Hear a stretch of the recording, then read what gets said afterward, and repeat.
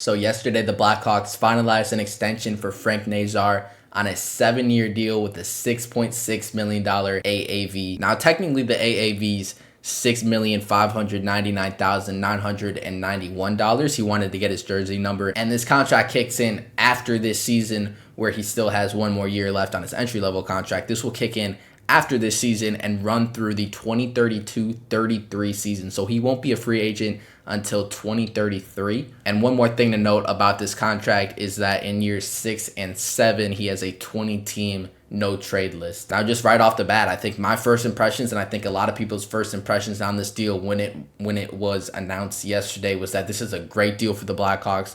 I really haven't seen too many people be upset by this deal. This feels like it's pretty universally agreed upon as a really good deal for the Blackhawks. Everyone's super, super excited based on what we saw at the end of the last season. We saw Frank Nazar be pretty much the best player on the Blackhawks for the last maybe 10 games or so, maybe even a little longer than that. In the last couple months of the season, he was really, really good, even if the production wasn't necessarily there. So I think locking him in long term was a no-brainer. It was either going to happen this offseason or next offseason after this last year of his entry-level deal. He's on the same timeline as Bedard is, except I think it makes a little more sense for Nazar to sign in this summer than it does for Bedard, and that's exactly what has happened so far. Now, Nazar's contract is the largest for a player with his level of experience, which is only 56 NHL games in history. So this is kind of a risk almost for the Blackhawks, kind of betting on him early, giving him that long-term extension before he's even played a full season in the NHL. But in my opinion, I feel like these kind of deals where you're sort of taking a risk almost on a younger player, they work out way more than they don't.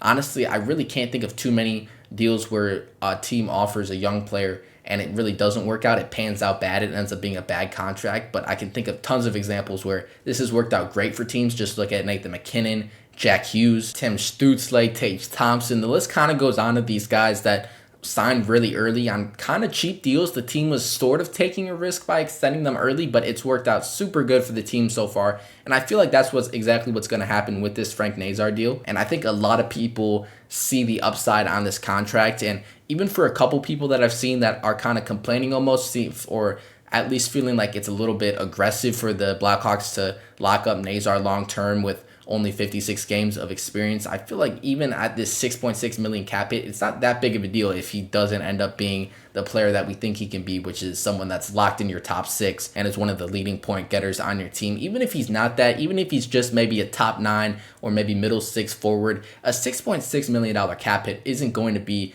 that big of a deal for the Blackhawks in a couple years with the rising cap hit. I think this is really a deal that has little downside. So I think anyone that's a little bit concerned about this deal or thinks it's a little bit aggressive, I don't think the cap hit's big enough for it to be that big of a risk. And I think the upside on this deal completely outweighs any of the downsides. Frank Nazar said earlier this offseason that he wants to play in Chicago for the rest of his life. I think everyone was just waiting for this long-term deal to happen. It was really just a matter of time for Nazar. It seems like all the young players in the Blackhawks all really like the organization. They all really want to be here. And it does feel like it's just a matter of time for all these guys to just sign their long-term extensions when the time is right. I think it's also worth shouting out Kyle Davidson for the extensions that he's done during his time with the Blackhawks. So far, he's done 3 extensions, which is Alex Vlasic's 6-year contract with the $4.6 million AAV, which has been, again, that's universally looked at as one of the better contracts in the NHL. You have Ryan Donato's 4-year extension, which was signed earlier this offseason. Now, I wouldn't say that's a steal, but it's still a totally fair deal for a veteran player. And then Frank Nazar's 7-year deal, which is also being looked at by pretty much everyone in the hockey world as a really good deal for the Blackhawks. Now, to avoid saying the same stuff over and over, I'll kind of just summarize. I think it's obvious that Nazar's 26 points in 53 games is a rate that will increase. I think it's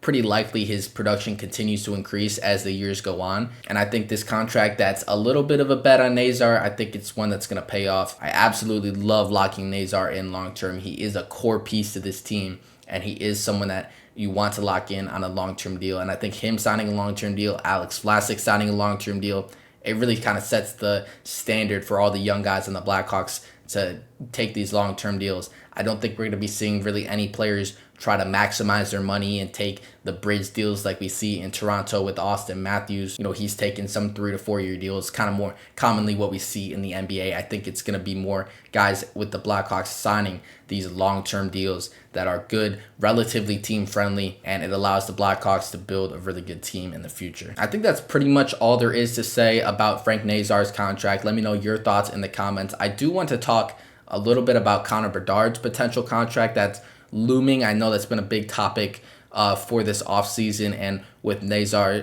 getting the 7-year extension, I think that's kind of been a little more discussed recently. Now, I don't think the Bedard contract is going to happen this offseason. It doesn't make sense for Connor to sign a long-term extension after the 2 years he's had. I think he is going to bet on himself to have a better year this year, which is pretty likely. And I don't think that's a problem at all. I don't think there's any reason to be concerned that he may not sign.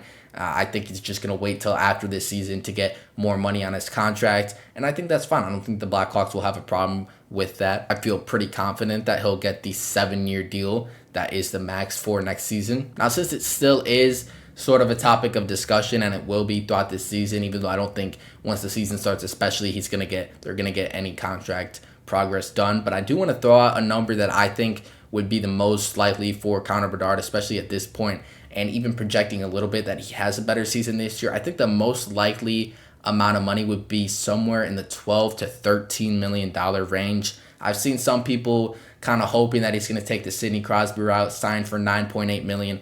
I don't think that's going to happen. It really doesn't make sense for him to do that, and I don't think it's crazy for him not to do that either. He's definitely going to be worth more, especially with the rising cap. So I do think somewhere in that $12 to $13 million range is a sweet spot.